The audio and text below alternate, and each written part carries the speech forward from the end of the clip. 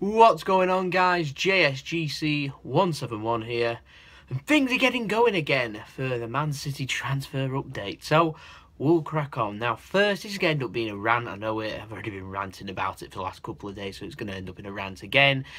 Jonny Evans, there we go, it's not been in here yet. He has been linked with a move to Man City. Apparently, Sky Sports said that Man City have had a bid rejected, £18 million, £4 million in add-ons, a £22 million deal that was rejected by West Bromwich Albion.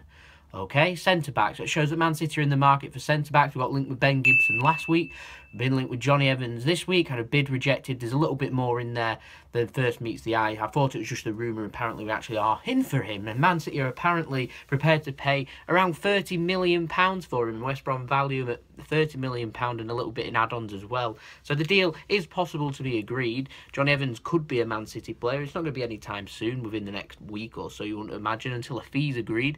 Keep an eye out for me on Twitter. Obviously, I'll let everyone know what's happening with the deal. So don't forget to follow me at JSGC171, all in block capitals. Yeah, keep an eye out for that one.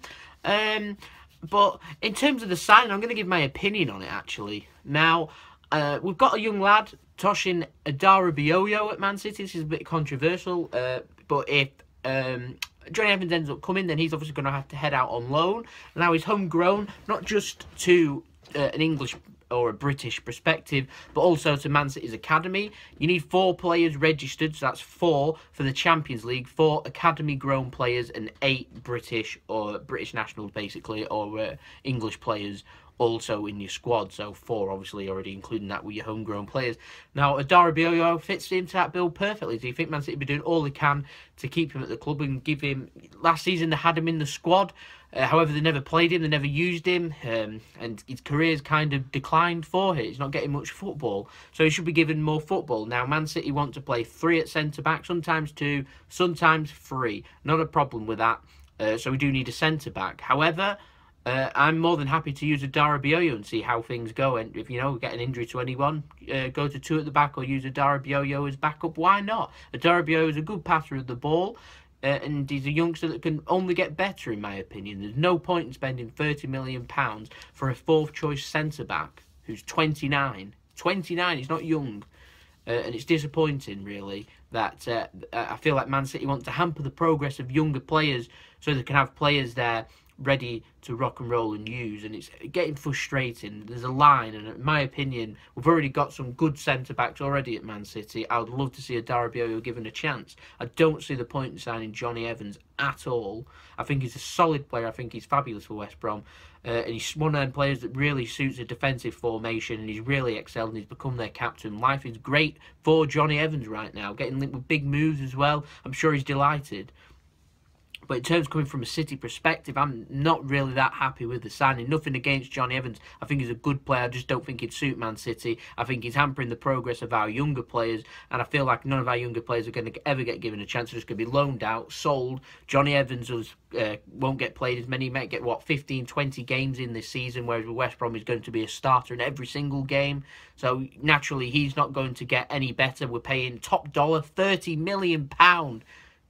£30 million, and I feel like it's going to end up in another situation like Jack Rodwell, like Scott Sinclair, like Fabian Delph. You pay the money and end up selling him, struggle to sell him, end up selling him for like between £5 and £10 million, end up making a loss of £20 million whilst also costing, seeing what Adarabioyo can do. So in my opinion, not a good deal for Man City here, and I'll be really disappointed if we do end up signing him, but I will support him if he does end up signing. I hope he does end up being a good signing for us, because I'm not, you know, I'm not unrealistic like that. I'm not a nasty person. I'll get behind him, obviously, but a line's getting drawn with the youngsters, and there's serious concern there. And that, you know, Ben Gibson's the exact same, apart from he's got youth on his side, so I would be happy to sign Ben Gibson, considering he's a lot younger than that of Jonny Evans, and also English, so it adds into that as well. So more than happy, obviously, Evans being Northern Irish. Both British, so they both come under homegrown, but, you know, I'd like to produce some English players. Looks good.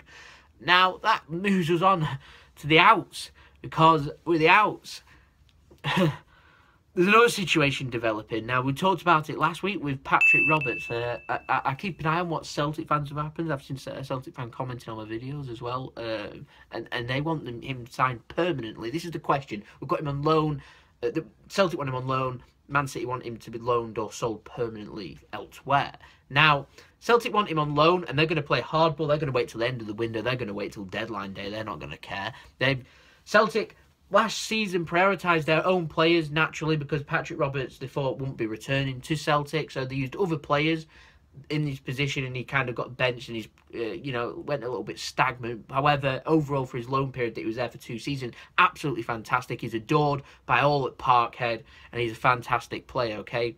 Case closed, that's the conclusions. Okay, so he's done everything with Celtic, unbeaten, won the trophies, okay? Cannot be improved. He's a young player. He cannot improve in Celtic. He's done everything there is to do in Scotland. He's done absolutely everything.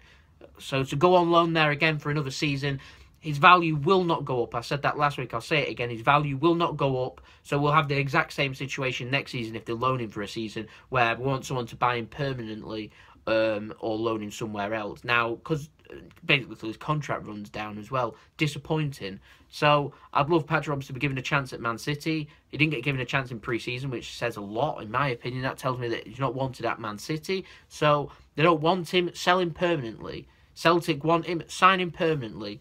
Stop putting him in a situation where, because he's not your player, you're not going to be playing him as much because you're not going to have him next season, and having that attitude. It's not good for him, not good for Celtic. I'd rather Celtic sign him permanently. Pay the money. Please, just pay the money.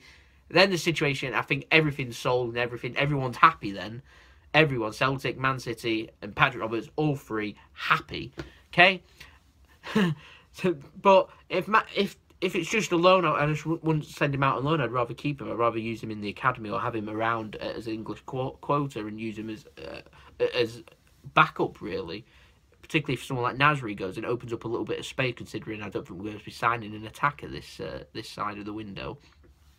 So use him as backup if we don't end up selling him. Because if they're going to loan him to the Championship or to the Premier League, a team that's going to play him, or loan him somewhere into mainland Europe, let him improve. It's the only way Patrick Roberts is going to improve.